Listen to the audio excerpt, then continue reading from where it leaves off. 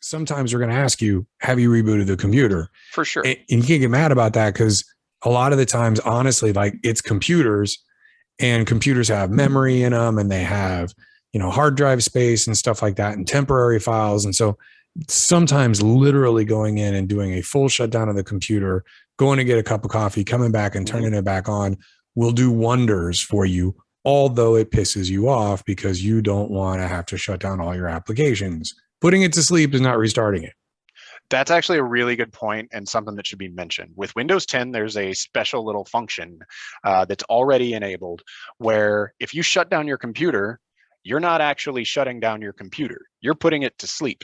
So a lot of people, they think that they're shutting down their computer, and they're like, damn it, I've done this. Darn it, I've done this. And they basically just, there's a communication gap, and it's knowledge, and it's not something we would expect a user to know.